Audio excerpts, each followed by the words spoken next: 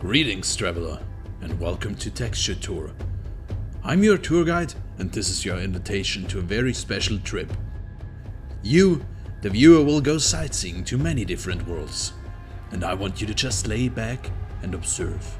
And there is quite a lot to observe.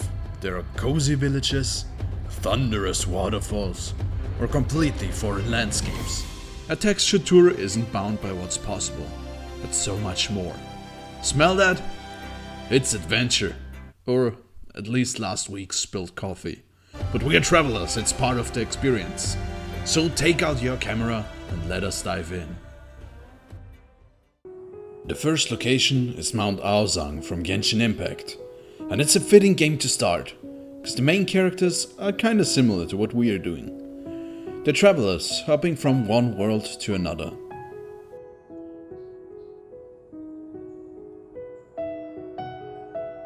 We find Mount Aozang in the west of the map, in a breathtaking mountain area named Qingyun Karst. Qingyun Karst is considered to be sacred because of their adepti. These are magical old beings who are bound to watch over the nation of Liyue and its city Liyue Harbor. But they have withdrawn themselves on purpose to this place, and now don't really interact with the human race anymore. Thing is, the realm of the adepti is generally not something you just recklessly enter. Well, at least if you aren't the main character with the sigil of permission. Though that doesn't seem to be that extreme of a rule, because you can actually see a lot of people here. Herb gatherers, treasure hoarders, or travelers like us can be found all over the place. Talking to herb gatherers, you don't really find them to be scared, and the adepti seem to be fine with it. If we want to start our ascent to Mount Aozang without flying, we are forced to take the land route. And there is generally only one way to get up. We see these wooden bridges all around the area, one of which leads us to the middle of Aozang. And, what did I say? 2 people right here, unconcerned with what adepti allow or don't allow. If we talk to them, they tell us they are part of the Guhua clan. They are here to seek some guidance from the adepti. And that's another motivation of traveling here, searching for answers from these ancient beings. So what's that Guhua clan these two are talking about? Sounds mysterious, does it?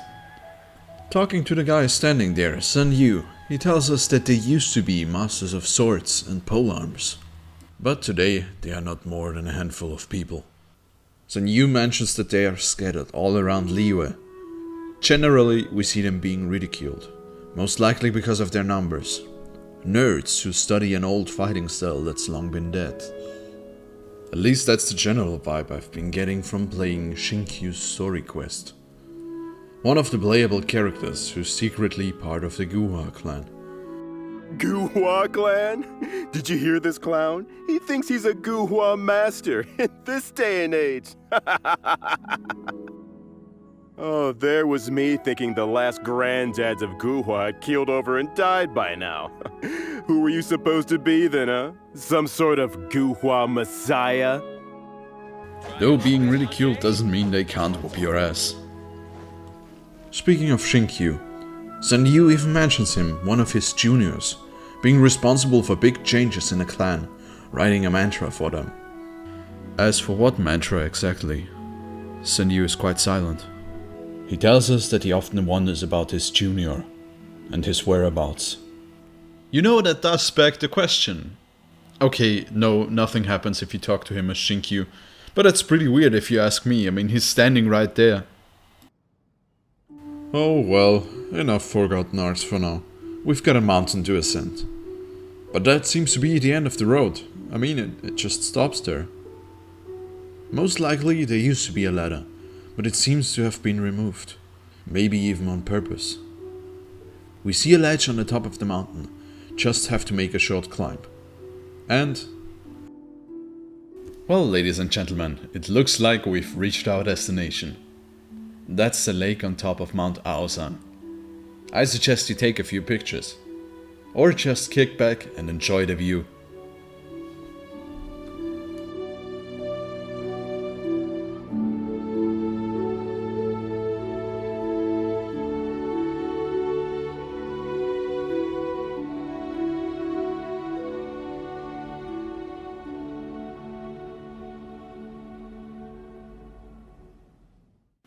Oh yeah, by now you've probably seen the stone creatures all around here. They look a little bit frog-like and are quite a sight. You've probably even seen them in an alternate reality. Just from observing, they are quite likely to be based on them, though they usually appear in form of a dragon or lion. And speaking of observation, that seems to have an impact on them. You can read a bit further into this when browsing through the many books of the archive. Legend is that they actually are quite lively, waking up at night, and to quote, look around at the world that has slowly become alien to them, end quote.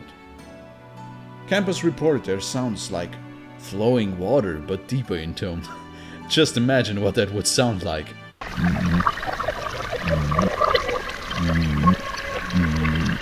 It's also been said that they served under Rex Lapis in the Archon War. That's a major historical event, and Rex Lapis is a being that's kind of a godlike figure in the land of Liyue. When they were no longer needed in battle, they didn't want to wait for death, so they asked Rex Lapis to become Everlasting Stone. And he was like, awesome, you're a stone frog now. Maybe you'll be the one to finally notice their movement one day and confirm this story. For now, let's move on.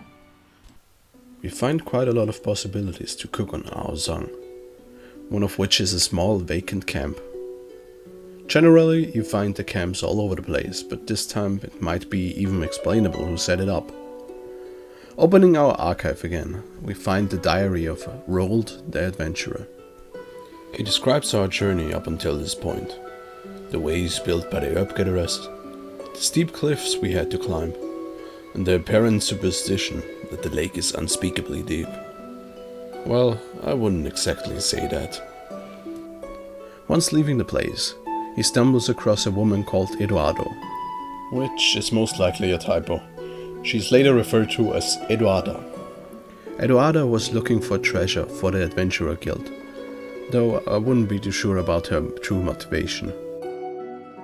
Eduarda says she's heading to a miraculous lake, right on the foot of Mount Aozang on the northern side. She even describes hearing about an Adeptus, so there might be some loot together. The author of the diary, Roald, writes that he was tempted to also go look for this lake, which causes a bit of confusion. Wasn't it just at the lake? He mentioned the correct path to get there, so maybe he believes Eduarda is talking about a different place. However, what Roald did mention was a mist over the lake, so maybe he never saw any place an Adeptus might be, let alone treasure.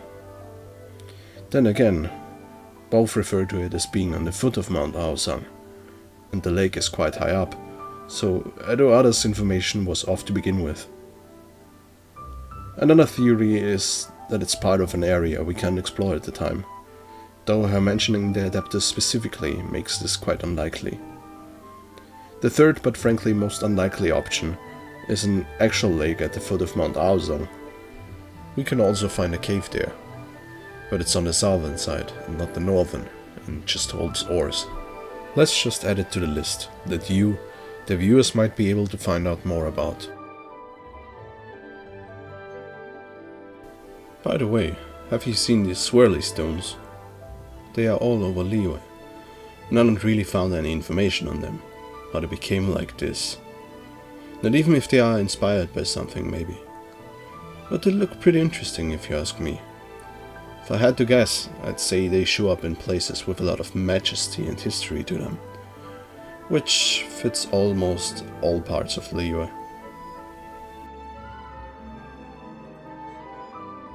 We can't visit Aozang without mentioning Cloud Retainer, the Adeptus that resides here. Look, Cloud Retainer even has a stone tablet introducing her. Tranquility of mind and purity of heart. The free Adeptus, the unfettered, performs no action and sets no rule. Their presence is beyond mere mortals. And beyond mere mortals isn't an exaggeration, so it's best not to disturb her. Here is her home, located in the center of Aozang, and a wonder on its own. But we've got plenty of information to work with. She assumes the form of a crane, and seems to have watched over Ganyu when she was a child. And Ganyu seems to have been around here a lot, so she is so kind as to show us a few places today. Anyway, back to Cloud Retainer. She's quite the engineer. In fact, even Gui Zhang and Rex Lapis themselves found one's technological accomplishments to be worthy of commendation. And there's even another place that ties into this. At the center of the lake, we find a stone table and 3 chairs set up. We can sit on each one, or read the inscription. One has a wine jar, and looks like a teapot if you ask me, a bowl, and some chopsticks. The inscription states, "Here sits Cloud Retainer." Makes sense, it's the domain of the Adeptus, so why shouldn't her place have the most stuff? The place with nothing belongs to Rex Lapis, or just Rex, as it says here. Maybe he's the type of person who brings his own plates. And last but not least, we got the place with just a bowl and some chopsticks. Simple but effective. The inscription states, "Here sits Gui Zhang," and she's insanely interesting. So supposedly these 3 shared meals together here. What is their connection? The answer brings us back a little.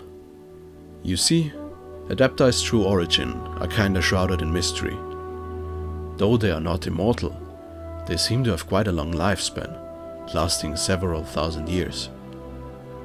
To the people of Liyue, that makes basically no difference to a god like Rex Lapis.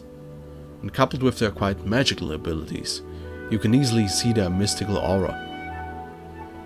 Cloud Retainer served under Rex Lapis in the previously mentioned Archon War, so it makes sense for these two to know each other.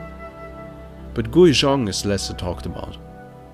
We get a glimpse during the main story quest, but that's about it.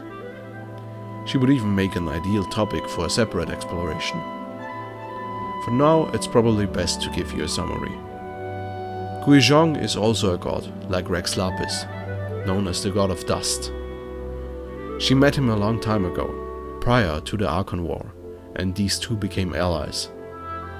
Rex was known as Zhongli back then, and maybe even today. And together, the name of another area in the game makes kind of sense now. While Rex Lapis was quite powerful, Gui Zhang was really smart. She was responsible for many powerful defense mechanisms at the time, one of which plays quite a role during the story quest. It's the Gui Zhang Ballista, named after herself. But she had a little help, and by now you probably made the connection on your own. And as fate would have it, one who did craft the Gui Zhang Ballista with one's own hands is here. Cloud Retainer and Gui Zhang got along quite well. They are both engineers after all. But unfortunately, Gui Zhang died during the Archon War. Now, her table is set, her place engraved. But this is all just a distant memory now. Nothing but dust.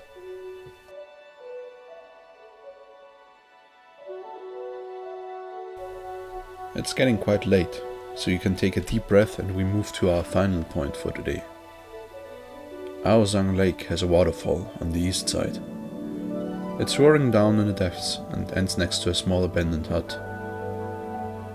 Probably quite the noise-resistant fellow that lived down there. We can find a few artifacts of past times as we look around the area, but like all houses in Qingyun Karst, it's abandoned. No clue if it's because of the Adepti or the people who didn't like it, but it's a thought that I will leave you at the end of this tour. I hope you enjoyed your first texture tour. It's a small but quite interesting area I undeservedly rushed over in the main story, but it goes to show that there is quite a lot of background to work with here. I thank you all for watching, and I hope to see you next time.